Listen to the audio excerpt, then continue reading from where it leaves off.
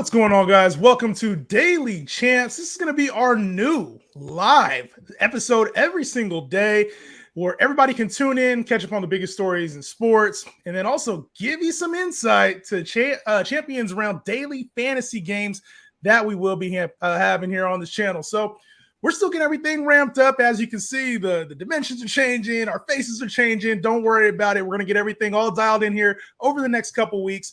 But we're going to be doing the show again this Thursday as well. So you're tuning into the premiere episode. We're also going to have it this Thursday. Times may change, schedule may change, but don't worry. This show is going to be a daily show where you can get all of your engagement out. So we ask you guys, join in the chat, ask us whatever questions that you have, any comments that you want to make, call me out, call Matt out. And as Patrick said, drop your previews and predictions. Nuggets in 5 here. We definitely got to talk about the NBA, Matt, because this Nuggets and Heat series is going to be amazing, especially after what we just saw in the Eastern Conference Finals. Justin, it's nice to see you in the afternoon, too. A little different timing. A little bit of a different timing. Kind of got our whole day ahead of us. But, yeah, last night was the cap off an incredible series. One of those, Eastern Conference, Western Conference Finals that I'm going to probably never forget.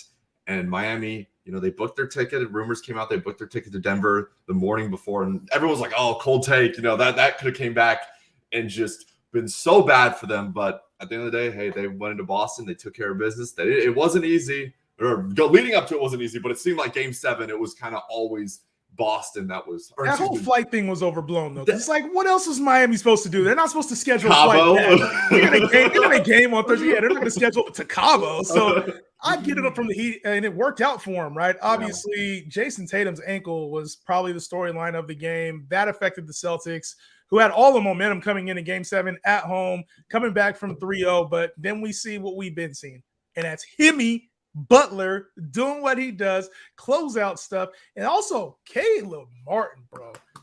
Shout out to Caleb. Bro, are you kidding me? Gabe Vincent, bro, they were like the difference in this series where, Tyler Hero went out early in these playoffs, and everybody and their mama thought there's no way that the Heat can make this run, myself included. I was in that conversation of there's no way the Heat can make it past the Bucks, past the Knicks, past it keeps going and going. And now here we see them in the in the NBA Finals. It's crazy, man, because they were 3%, had a 3% chance according to ESPN to win this series. And here we are talking about them heading to the NBA Finals.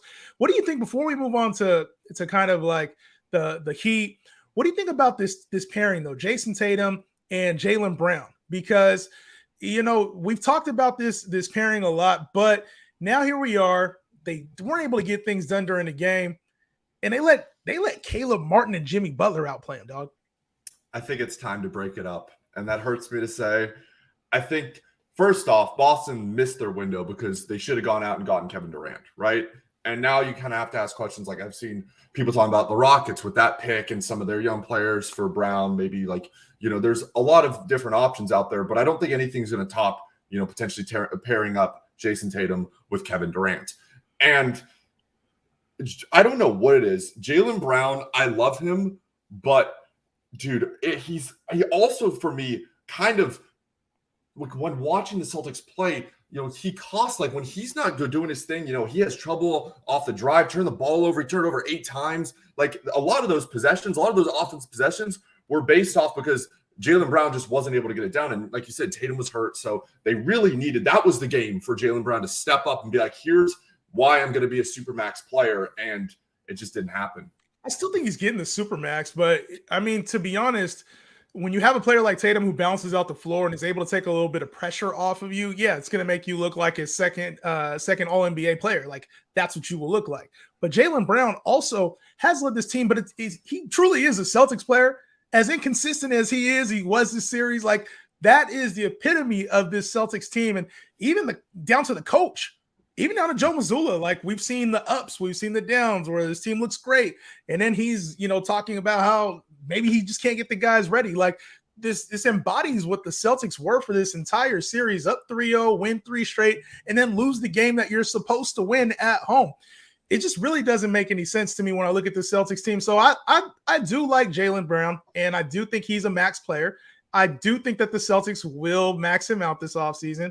and that this pairing of Jayson Tatum and Jaylen Brown is going to be together for the foreseeable future. They're both relatively young, so I'm not here to give up on them. And they got beat by a Heat team that absolutely was ready for the moment. They were ready for Game 7, and we talk about Joe Mazzulla and the job that he did with the Celtics, but Erik Spoelstra and the job that he was able to do with this Heat team, man, bringing them from the 8th seed, the play-in, losing games that they probably shouldn't, winning games that they probably shouldn't. Here they are in the finals yet again. We just saw them here in the bubble. Shout out to Erik Spoelstra for a job well done, man. Coach this team the hell up. And Erik Spoelstra made a great comment in his press afterwards, where he said, it's easy to get everyone to buy into defense when your two best players are some all-world NBA defenders. And I kind of started thinking to myself, like, he's got a really good point there. Jimmy Butler, Bam did not shoot the ball right. He was offensively not great at all this series, at least towards the end. But what they do on the defensive side of things, I think it's really easy for everyone else to buy in. And Miami, again, Erik Spoelstra, to me, I'm so happy to see him have all this good success, so people can't just put like, oh, he had the big three, because he is an incredible head coach in the National Basketball Association. He is incredible. And you start to think about like what he was able to do with the talk is always the undrafted guys, but then missing Tyler Hero, one of your key components to this roster, is gone. He's gone for the playoffs at the start of the playoffs. And here we are in the finals. He might not even be available till Game 3 or Game 4. And you're taking guys, castaways. I mean, Gabe Vincent, Caleb Martin wasn't even the best Martin brother in the league for a while. Cody, his brother, was. And you start taking all these pieces and putting them together, and it's like he's able to do things that not a lot of other coaches can. When you start to think of, the coaches in the league right now, like I'm really thinking about it. We saw a lot of them get fired this offseason, right? Nick Nurse, Doc Rivers, Budenholzer. Like, we've seen these guys lose their jobs. But now I'm starting to think, okay, what coaches are really better than Erik Spoelstra, who, I mean, for all intents and purposes, outside of what he did in Miami early 2000s, he hasn't won a final since. Are we putting him up there as the best coach in the NBA? I'd put him in the top 3, right? And it's kind of the same argument. Like, I love Brad Stevens. Who are your 3, though? Who are your 3? I'm going to go. See, I got Steve Kerr. I was going to say Steve Kerr, number 1. You think he's better than Pop? Pop is like the other one. I'm like, I got to give it to Pop. I think I got to give Pop number 2. And then I'd probably go Spoelstra. I don't like, as you said before, I think Nick Nurse is a great coach. He just got canned. Yeah. I think Mike was a great head coach. He's gone. A lot of these guys, it's crazy because we also got to talk about some of these hires, because Philadelphia, are you kidding me? Like, picking Philadelphia over Phoenix? What? But we'll get to that. I think Spoelstra, for me personally, is number 3, is the 3rd best head coach in the NBA. The only other coach that I think that you could really kind of put in there, right? Like, when you go over just what they've been able to do in their career, I think Nick Nurse is up there. I think Budenholzer's up there. But it's like, when I start to think of the coaches, I think maybe it just is. Maybe Spoelstra just is that guy. He's the guy that just fits that number 3 spot, and then it's everybody else after that. Ime Udoka never really got another fair shake. Otherwise, I would have kind of put him up there. I really like what he was able to do. But, I mean, to me, it's Pop. Pop is number 2. Steve Kerr, number 1. I think outside of that, you could probably mix and match. Tyronn Lue, we've seen him be a very successful coach as well. But to me, that's about where it stops, bro. And Doc Rivers, he blows too many leads for us to even have a conversation about him. So now, regular season, maybe you put Doc Rivers in there, but postseason, absolutely not. Now Erik Spoelstra is going to get his guys, worked up, and he has throughout the entire NBA playoffs so far. But now they come into where this is the guy I was going to say. I didn't want to spoil the moment. My number 4 coach, Mike Malone. Mike Malone is a sneaky name right there for Nuggets. In this NBA Finals, I know we're going to talk about Jokić. We're going to talk about Jimmy Butler and all the incredible things that they do and how deep the Nuggets are and how much of journeyman that the Miami Heat have. And that's going to be a big part of the storyline. But what Mike Malone has been able to do coaching-wise for this Denver Nuggets team, getting them ready when everybody wanted to talk about every single other team besides the Denver Nuggets, it's going to be crazy, man. Both teams well-coached, have depth, are proven. I kind of like this matchup right now. What do you think about the coaching aspect of this? Who do you think has the advantage? I'm going to lean Miami, but what Malone was able to do to get his team in terms of defense, right? If you watch them, like, Denver was not a great, like, they have not been in the past a great defensive team, and even up at the beginning of the year, but there's something switched, and they, Denver, here's the thing. I'm rooting for Miami, okay? But and it's funny because like I've been posting these TikToks on the Champions Round page. Again, if you guys have not checked out Champions Round, make sure you guys do. And I've kind of built a Miami cult, right? Fan base, because I always root for Miami. So all the boys, we're all hyping each other up in the chat. We're like Heat in 6, Heat in 7, and all that stuff. But in all reality, I'm very scared, especially the idea of Jokic going against Bam. I don't see that ending well. Yeah, it's tough. Oh, God. It's tough, man. And as somebody who's kind of been not bashing Miami, but just kind of fading them, like saying, hey, I think the Bucks are better. I thought they had it against the Knicks, but then even against, in this most recent, I'm like, bro, like, how are the Heat going to overcome all these obstacles?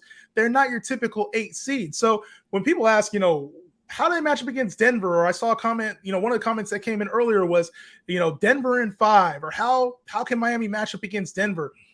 You got to, sometimes talent and sometimes just what you are on paper isn't necessarily indicative of the team that you are. This Miami Heat team is not an 8 seed. They're a 1 seed out of the Eastern Conference right now. They're the best team in the East. And you have to give them that kind of credit. They beat the top 2 teams, the Celtics and the Heat, or the Bucks. The Celtics and the Bucks. They beat both of those teams.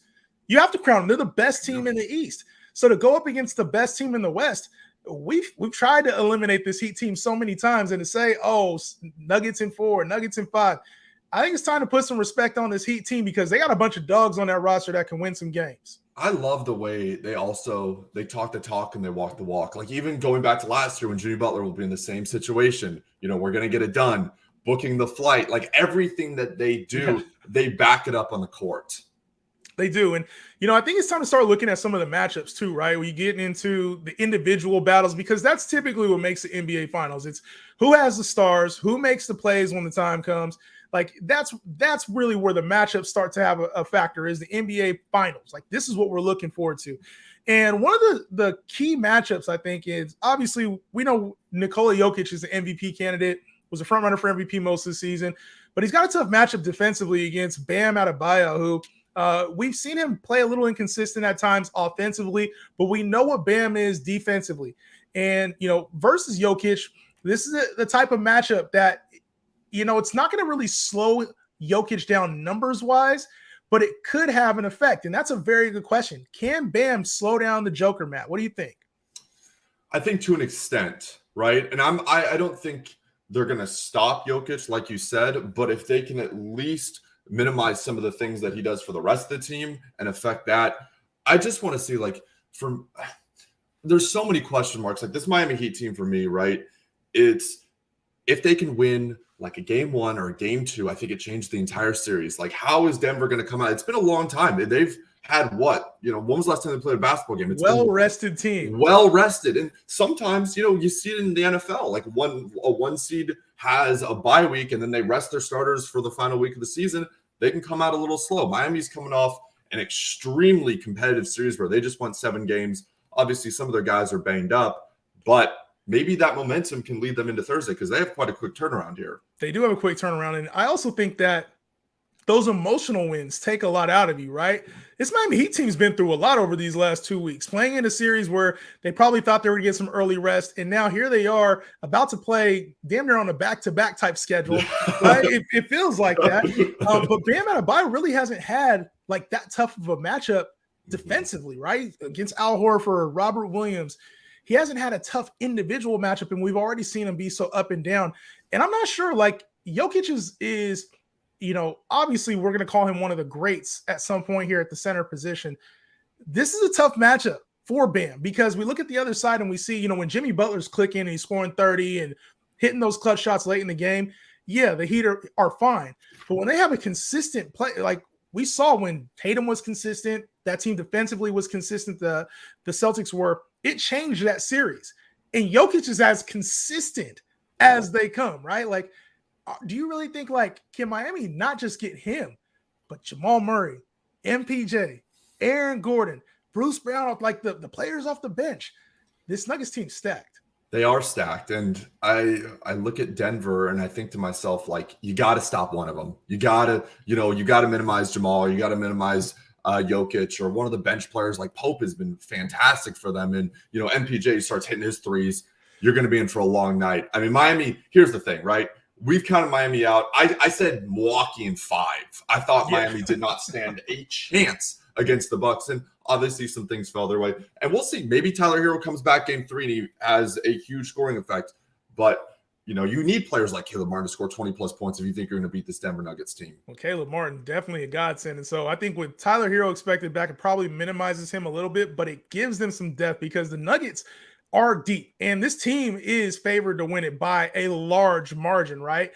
Even opening up in game 1, they're 8.5-point favorites in Denver on Thursday. And so, you mentioned stealing a game early on. And the Nuggets, first time in the finals, like the crowd is going to be rocking there. You really think there's a chance, like if you're going into game 1 as somebody who's riding with the Heat, you think game 1 is the game to steal or is it game 2? I think it's game 1. I look back at that Boston series, and that's exactly what Miami did. Well, and that kind of game 1, game 2, game 3. Yeah, they took game 1, and I truly believe if Jimmy Butler and this Miami team can just win one game on the road, they believe that they can get the rest of the thing done. And I'd also interested to see, like, if the Celtics had won last night, right? Wherever the odds have been in terms, I'm sure it would have been a lot closer. I'm sure Denver wouldn't be nearly as big of a favorite as they are right now. Right. But Miami, like you said, they've beaten the 1 and the 2 seeds in the East. They're the best team out there. The only thing I can say for Denver, the only thing, is that they're the best team at home. That's left, right? Miami, we've seen them lose home games. We know they play better as underdogs. They step it up on the road. At home, they've been beatable all season at home. One of the worst teams against the spread at home all season long, right? But Denver has been so consistent at home. And, going from playing in South Beach to Boston, maybe the environment's hostile in Boston, but that thin air in Denver on super short rest, Denver's ready for this test, man. And, it's going to come down to this. If Jokić is the best player of this series, Denver wins. Yeah. If Jokić is doing triple-double numbers, right now he's the current favorite to be the finals MVP. If he's doing those numbers and doing Jokić things and they can't slow him down, Denver's going to win this series. But if we get another Caleb Martin dropping 20 a game, we get Jimmy Butler dropping 30 a game, now the series changes. If you were predicting right now, which of those do you think happened? You think Jokić continues his triple-double pace, isn't slowed down, or do you think somebody, I don't know who for the Heat, it could be anybody, but somebody for the Heat steps up? Miami in 7. Miami in 7? Miami in 7. I said it. No Hey, way. I'm going to finish this. I'm treating this. This is the closest I'm getting to a Bulls finals. This is the closest I'm getting to a championship. We're going to 7. We're going to beat Denver in Denver. This team proves that they can win on the road. I think Jokić is going to find success. I have zero doubt that he'll probably have like 2 or 3 triple doubles along the lines. But I think Miami's going to find something. I don't know who it's going to be. Somebody's going to step up. Jimmy's going to do his thing. Because I think like Jimmy was good this series. Don't get me wrong. Yeah. But it wasn't the level that we saw like in that Milwaukee series. Like Jimmy Butler, there is another level that I think he can reach. And I'm hoping the finals can bring that out of him, because I think if he realizes this is his best shot to really cement his legacy. When I look at the Heat, I see a team that is full of resilient players, a team that has all the intangible stuff, right? But they do not have the depth that the Nuggets have. And while everybody's going to say, oh, it's going to be a sweep, it's going to be 5 games, like I got to give more credit to this Miami Heat team. They belong in the finals. This is Nuggets in 6. I'm giving the Heat 1 road win, 1 home win. And then Denver is going to handle this thing in 6. Now, when I look at this, it's who's going to be the MVP, right? I think we all can agree it's Jokić. But my sneaky player. I'll say sneaky player. Please say Michael Porter. Michael Porter Jr., baby, might have the impact. If he has a great series, Matt, it might even be quicker than the 6 games that I'm anticipating. If he's in that 17 to 20 range every game, it's going to be a tough outing. Are those cards going on the market then? Oh, absolutely. The MPJs are going up instantly, bro. So let us know, what are your guys' predictions there in the comments? Let us know for finals. Oh, look at that. MPJ is 100 to 1 for Ooh. Finals MVP. A little sprinkle on Little that would make me sprinkle very, action. very happy. Now, I want to know your guys' predictions in the comments. Who you got winning? Who do you guys think wins MVP? We're going to touch on some more hoop as the series rolls on, probably on Thursday when we hop on another live episode here of Daily Champs. So make sure you guys are tuned in. But we got to switch it up a little bit. You got to catch me up, Matt, because I'm all fantasy football, gas, betting, Super Bowl. Then comes NBA playoffs and NBA finals, and I'm all – but I got a baseball hat on. I was going to say, and I got a baseball hat up here, bro, and I have no clue what's going on. The hat you're wearing right now, I thought there's a reason why you're not watching baseball, because the Rockies have not been good. And here's the thing, all right? We're not going to talk about it. I didn't want to talk about it. The Cubs have been awful. We are like the worst. We were the worst team. Now we're the second worst team in the NL. So you haven't really not heard much from me over here, and I don't have any room to talk whatsoever. Probably, I'm not going to lie. But all you need to know is the AL East, right, is stacked. The Tampa Bay Rays, best team in baseball. They actually play the Cubs again tonight, which I'm very scared about. Make a prayer, please. Aaron Judge hit 2 home runs last night and also robbed a home run, so he's kind of quickly climbing. Still doing his thing. Probably last year. Probably going to win MVP unless Shohei has something to say about it. And outside of that, the Braves, for most part, the good teams are kind of leveraging themselves above everybody else. Like the Braves have been great.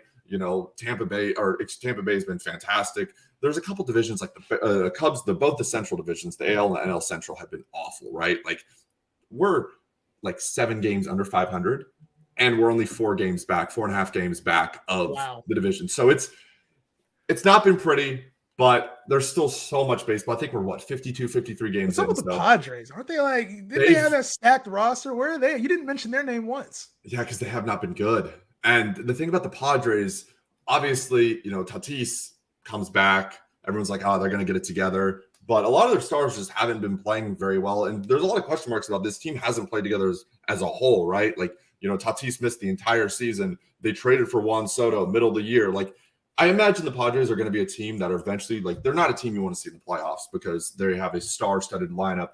Yeah. But, I think it's going to take them a little bit of time, but I'm not worried about the Padres. If you're a Padres fan. If you're a Padres fan, right? Well, I got this Rockies hat on CR. Shout out to the CR champions around there. But I also got the Giants hat there, so maybe the Giants get a little bit of luck. But we have to talk about good teams because we can't keep talking about these bad teams. So I know you mentioned the Rays, you mentioned the Dodgers, you mentioned the Braves, the Rangers are up there. Who do you think is the best team? Like if you were to start from right now, moving forward to the rest of the year, who's the best team in baseball? Call it. I would say the Atlanta Braves. If you were giving me a championship right now and you told me I had to bet something on it, I would take the Braves to win it all. I think Tampa Bay is a great team. I just look at the Braves roster and they've been there before. They won it a couple years ago. They're also finally starting to get healthy with their pitchers. Spencer Strider? Spencer Strider's doing his thing. He is a dog. Ronald Acuna, who tore his ACL 2 years ago, has looked like an MVP candidate. So they have so much talent. The thing that's interesting about baseball that you see in NBA as well, a lot of times these teams that are competing, right, come trade deadline in August, they get even better because the teams that are kind of okay, our season's over, they'll start selling off for prospects. So right now, I would see the Braves. We'll see what happens at the deadline, see who picks up who and what moves are made. But if you're giving me a prediction, I'd go Atlanta. Atlanta Braves, man. I feel like they always, I remember those Chipper Jones, it's a little dating you a little bit. Them Chipper Jones, Andrew Jones days, but then even the Freddie Freeman and Jason Hayward days, the Braves always had every decade, I feel like they have a point where they're at the top. So I can't be mad at that. You mentioned trade deadline, though. Trade deadline. Big. Love a trade deadline, right? A team that probably has somebody on the block, the Angels, bro. Ohtani and Mike Trout, this team has studs on the team, right? And we're talking about some of these other teams that don't have the same name power. Why are they not as good? I feel like they should be one of the top teams in all the league, and you're not even mentioning them. It's crazy because I don't know if you watched the World Baseball Classic, but in that championship game, you had Trout versus Ohtani. And if somebody who had never watched a single baseball game in their life tuned in for that, and you'd said these two teammates are their teammates in LA for the Angels in Anaheim, and every single year they don't make the playoffs. It doesn't make sense, but baseball's, it's a team game. Yeah. Shohei Ohtani can only pitch once every 5 days. Mike Trout only gets an at bat, only gets 3 or 4 bats a game. it's not a great, they went in on this play. I won't go too much. Anthony Rendon, who won a championship with the Nationals. They gave him a huge contract. That hasn't panned out. Their farm system hasn't been great. And overall, I don't think they're going to trade Ohtani, but I think Ohtani will leave at the end of this year. You think he'll leave? I think he will. I from watching the World Baseball Classic, I think he wants to win. And I know, they're going to try to give him as much money as possible, but there's a reason why the Dodgers didn't do anything this past offseason. There's a reason. They're saving up. They're going to go all in on Ohtani, and they're going to offer him a bag. He does want to stay, and he loves being on that West Coast. He doesn't like cold weather. So a team like maybe the Giants. I don't think the Padres have the money to do it. I don't think they could. They have so much money already invested. I'd be a little surprised if it was the Padres, but the Dodgers, I think, have to be the front runner. You talk about the Giants. All the Giants do is sign free agents and have them walk away from their contract. That's all the Giants do. They never get the guy that they're looking for. The team you didn't mention, though, I know they've been in your Ohtani race. The New York Yankees, bro. They get everybody. They're the opposite of the Giants, right? Whatever free agent they want or talk about getting, they end up getting. Could you see Ohtani in the Big Apple?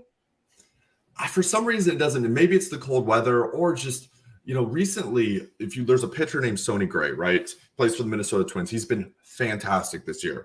And he was with the dude from used to be with the A's and used to be on the Yankees, Sonny Gray. He was on the Yankees, and he wasn't able to. Look at you, okay. See, I got a little in my bag, I didn't know you had an MLB bag like that. Okay. I'm a couple years removed from watching. I used to watch and play fantasy baseball, so I know a lot of the guys. And then last year I had a fantasy baseball team. Shout out to the Fantasy Baseball League that I came in 6th place in. You know what I'm saying? I'm not a dog like football. That's respectable. That was some of the old habits still paying off, right? Yeah, Sonny Gray was always a guy kind of faded. Spencer Strider was on the team, but Sonny Gray, bro, that's a throwback name. Yeah, it's interesting because they signed Carlos Rendon, who was a Giant, right? He still has yet to pitch. There's a lot of question marks about the Yankees organization, and they're so strict on their rules, no facial hair, all that stuff, where it almost seems like free agents are kind of second guessing, they haven't won in a long time. This is not a Yankees team. This is not Jeter and A-Rod that were winning all the time. This is a franchise that has been making the playoffs, but they struggle to really have that much success. So I think when there's success and there's championships, players are more willing to give up some of the other things. I don't think Ohtani goes to New York. I think there's a better chance that he would go to the Mets than the Yankees. Interesting stuff. There's something about them pinstripes, though. They always seem to be a magnet towards big name free agents. So, all right, let's do this. We're on baseball a little bit. I'm feeling good. I don't have an insight that I would like to have, but I like playing games. And we have one of the best games on the Champions Round app. It's called Daily Dozen. You get a chance, 12 player props. You hit them all right, you 100 extra money. And the best part is you can win a signed Damian Lillard jersey this week. Woo! Yeah. A signed Damian Lillard. I know this isn't for the baseball fans, but for the basketball fans, a Damian Lillard jersey signed, bro. I want that back here. I might have to go play that too. Would be so nice. We got a couple player props we're going to get into. We don't have to do all of them. Okay. Let's get into a couple, though. Let's at least give a little insight.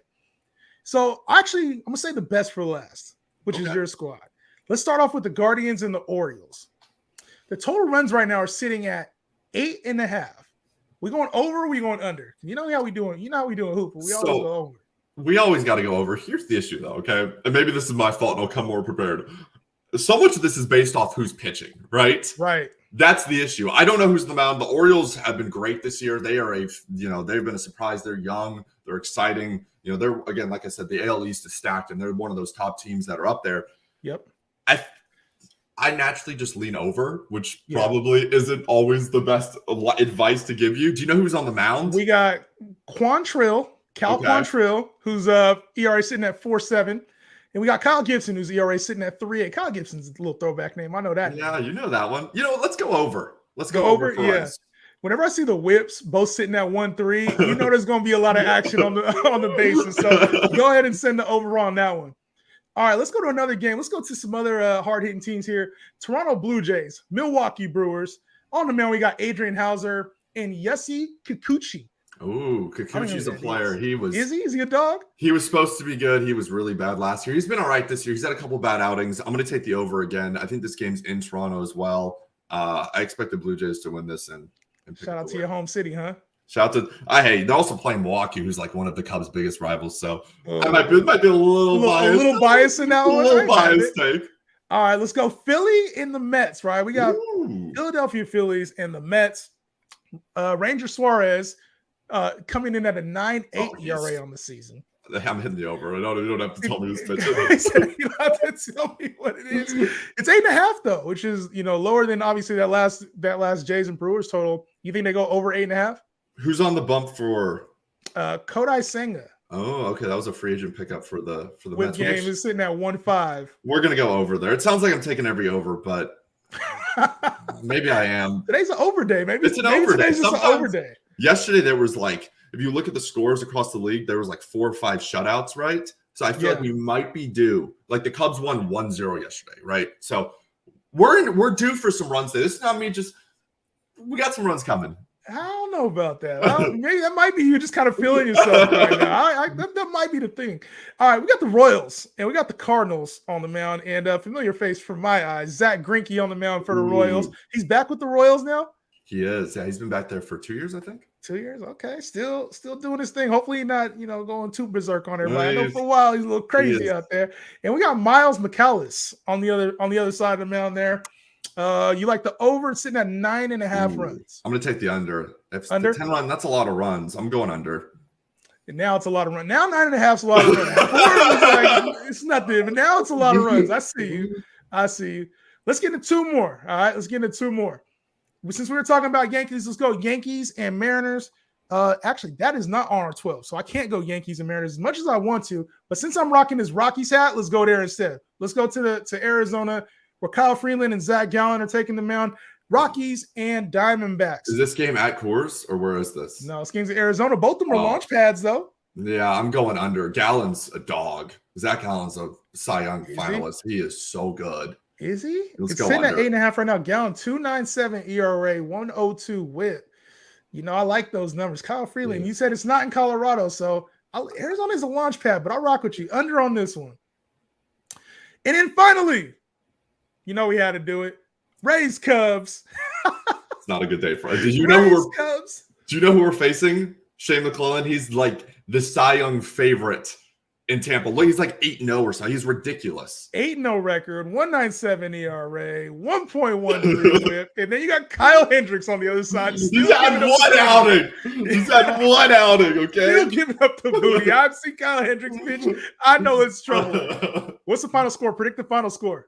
I hate to say it, probably 6. I'm going to say 6-1 Rays. 6-1 Rays. It's under. It's 8.5. 8.5 is the total. It's under. I'll go under.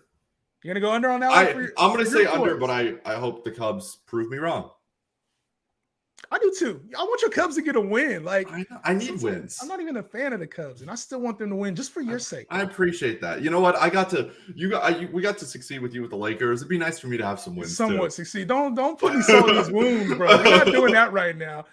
Well, hopefully your Cubs get a win. My Lakers didn't get a win, but you can win on the Champions Round app with us. Make sure y'all play Daily Dozen. Try to guess the over-under on these runs. And then, like I said, all week long, we're tallying up the winners, giving out a Damian Lillard signed jersey. So make sure you guys play for that. It's been real, y'all. Matt, MBone HD, myself, Justin Henry. First episode of Daily Champs. We got another episode coming your way this Thursday at 2 p.m. Pacific time, 5 o'clock Eastern time. We will be back.